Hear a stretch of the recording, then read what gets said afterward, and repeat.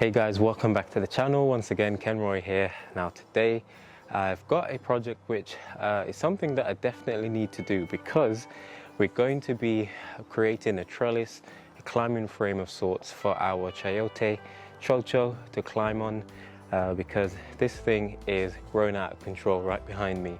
And last year we grew this for the very first time with some success. So this time around I want to make sure that we do have adequate climbing space for it to grow on. So today I'm going to be doing just that. Now if you look over here against this fence here, I've made sort of a rudimentary climbing frame for our chocho, but of course I knew it wasn't going to be enough.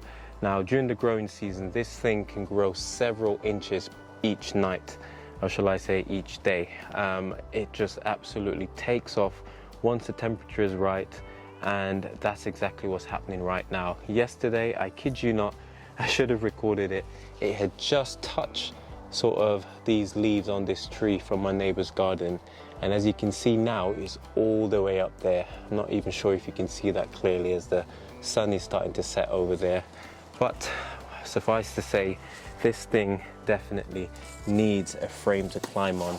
Now the roots start down here, where you can see the original plant, which looks really dwarfed now. That's been kind of stunted, but then it's sent off new shoots, new tendrils, and they're literally going gangbusters at the moment. Now I'm hoping that pretty soon this will start flowering. This isn't a native country for the chocho to grow in, so you know, I was very surprised last year when we managed to harvest around 8 fully mature fruit from the tree, and this year we're hoping to do the same. So I've just harvested our broad beans from this section here, so my plan is to actually make some footing to go into the ground here, up and across to the fence, so that I can basically guide these runners. So I can basically guide these runners over on top, and hopefully the fruit will then hang below. So that's the idea anyway. So I've got some old pieces of timber. Well, they're not really old. I've got some pieces of wood here which I've been saving for a job like this. Hopefully they'll be strong enough, and the plan is to use these to make my trellis, my climbing frame, and I'm going to be utilizing this fence here. And my idea is to actually make my climbing frame off of this fence here. I might take it a bit higher, but you know, the idea is to bring it across, get some footings in the ground, and yeah, basically hopefully we'll be able to get some fruit trailing on top. Now before I do all of that, I need to clear this space because my neighbor's trees, as you can see, starting to invade our space a little bit. So I've got my trusty loppers which I'm going to be using to actually chop those back.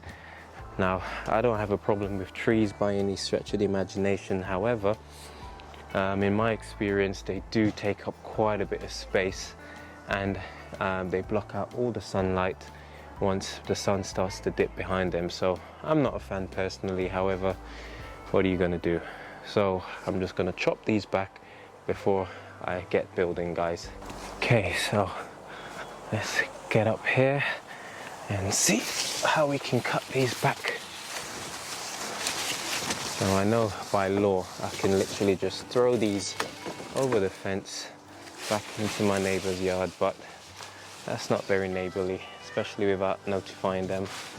So anything that hangs over onto my side of the land is fair game for me to chop back, which is understandable.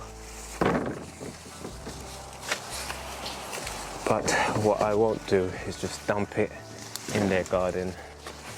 You know, I want to keep that good neighborly relationship going, really.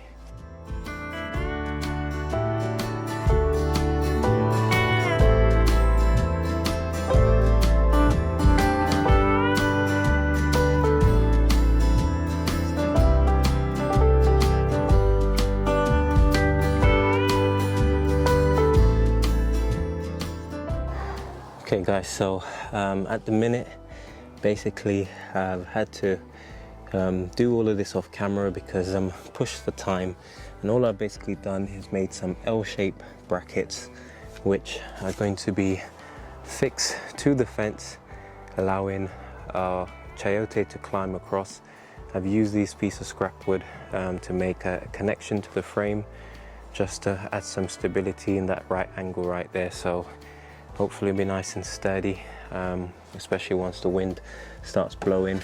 So that's all I've basically done on these two pieces. And what I'm actually going to be doing now is attaching a piece of wood to the fence up here. I've already started, and this is basically going to connect with the piece that's coming from over there. It will all make sense in the end, guys. Normally I give you a more coherent sort of step-by-step tour, but I can see the sun setting over there, time's of the essence, so I'm just gonna crack on and you guys can see what it looks like in the end. Okay. The chickens are freaking out next door, as always. Try and get this to some form of level.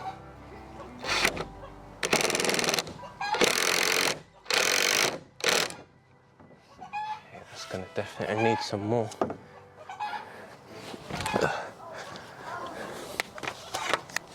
Especially because I've got one battery at the moment.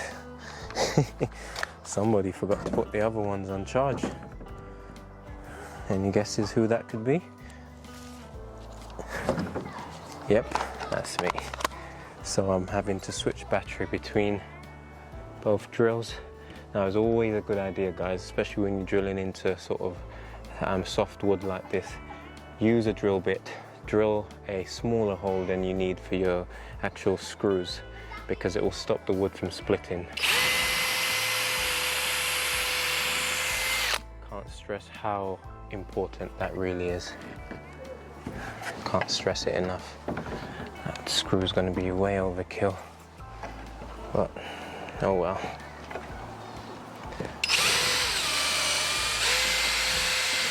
Anchor this as much as I can, because you'd be surprised of how much weight these plants can hold.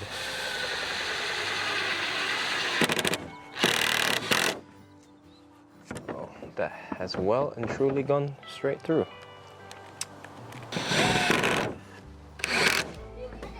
Okay, that's as strong as the fence, that is, so don't think it'll be going anywhere for the purposes of what it'll be used for.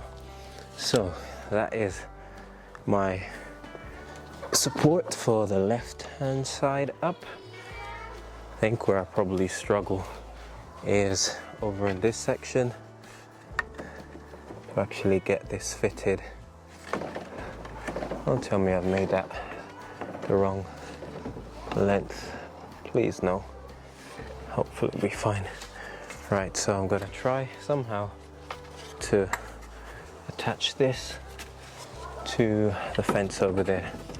Now, it is not the strongest fence, if I'm being honest, so wish me luck, guys. Times like this, I really wish I had an extra pair of hands, but Sophia is busy with the girls, so I've got to grow an extra arm, I think. Never mind. I've done worse.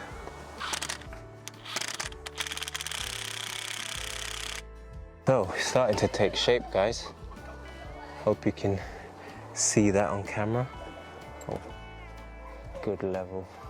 Nice. Oh, it's coming together, guys. Nice and level. So the plan, guys, is to basically use this other piece of wood that I had left to put it in the ground, something like this. But obviously, if you put naked wood into the soil, once it rains, it will start to rot. These are really soft wood. So I managed to find a piece of metal which came off an old gate hinge, which I'm repurposing, guys. So this is what it looks like, and all I'm going to be doing is somehow fixing this to the bottom of my post. So I will have to drill some holes in this metal. I've got my metal drill bits with me, so that's fine. And then once that's drilled, somehow attach it before staking it in the ground. So this will basically be my anchor point, which goes into the soil. This is galvanized, so it won't be rusting anytime soon. And yeah, the rest is history. Once again, this probably won't be in alignment, however.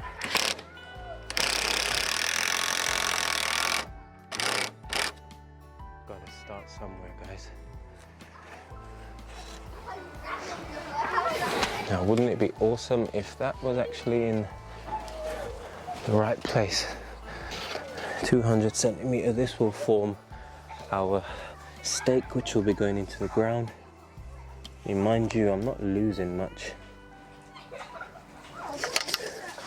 Good tip to get your nice straight edge, get your saw.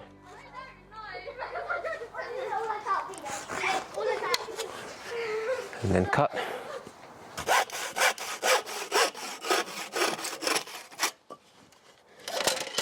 Sweet.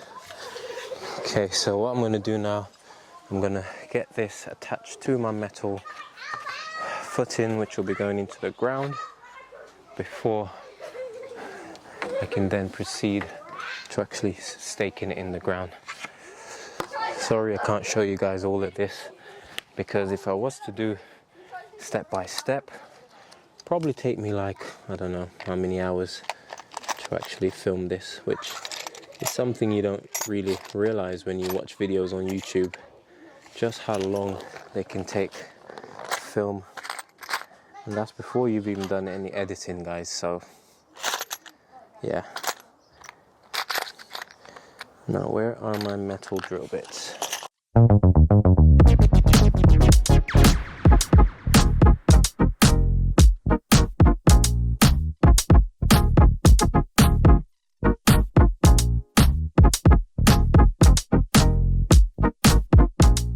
So there you go, guys. Our stake is ready to go into the ground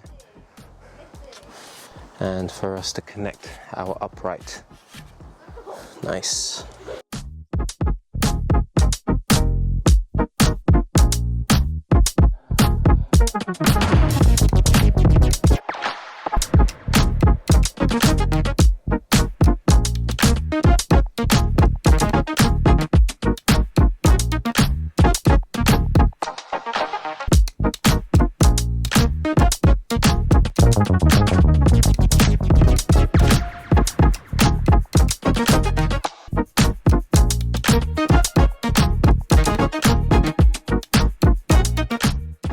Okay, so let's give this a go. No idea how I'm going to actually get these screws in to this upright, but I'm going to do my best. Okay, so you just need to play ball. You can already see that's going to be tricky to get in, but let's give it a go, guys.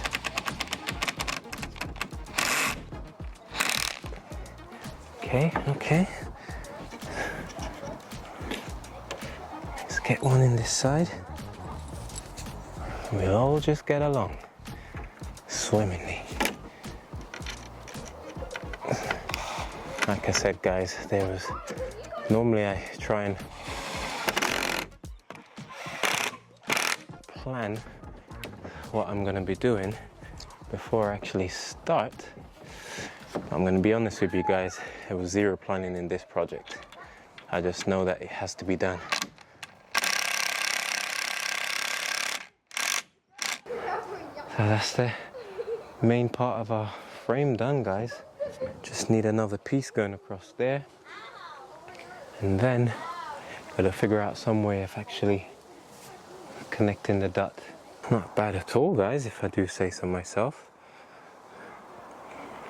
What I'm thinking of doing is potentially using some bamboo canes to basically spread across the top, just to get that all strapped together if I can't find enough timber to actually do all the way across, because it's super expensive to buy wood, and for this project I really wouldn't want to waste any money.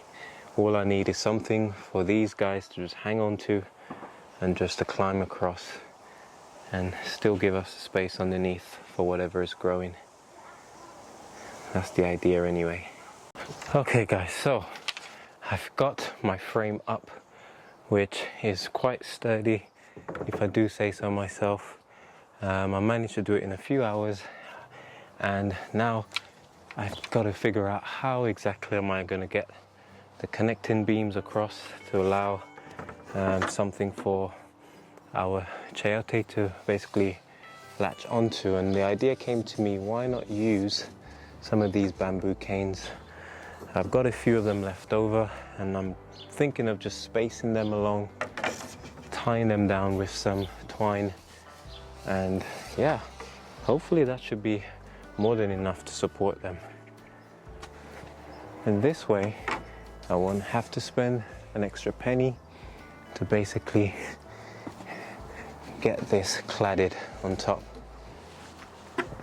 Now if you don't have bamboo canes, you can also go to your local woods or forest and actually cut yourself some pieces of stick that are nice and straight, at least straight enough, and it basically does the exact same thing.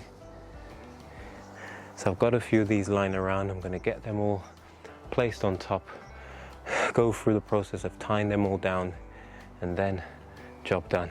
So this is what it looks like up close. I've yet to tie them on, guys, but this is coming along nicely. Not bad for a couple hours work after finishing my 9 to 5, and I'm hoping that these guys over here will absolutely love it.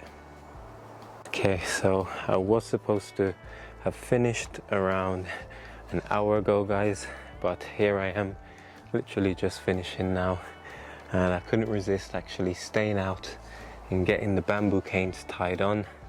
I've also got the chayote sort of starting its process of trailing. I'm hoping that they'll not be too disturbed and hopefully won't have shocked them too much, and they will start growing and latch onto the bamboo canes up top, and then I'll just channel them across. And yeah, with any luck this year we'll get some more fruit. And it's a real shame that our growing season is so short that by the time these guys are ready to fruit, autumn is well and truly upon them, and they normally start dying back. So with any luck we'll get some more fruit. Last year we got 8, so if we can beat that, that would be absolutely amazing, guys. Not bad for an evening's work if you ask me, and it does look pretty nice if I do say so myself. Okay guys, so it's been about 2 weeks since we've made this frame, and as you can see, our chayote is taking off quite well, and hopefully in the weeks to come we'll be able to get some blossoms coming on here and potentially get some fruit from the plant. But so far so good, amazing.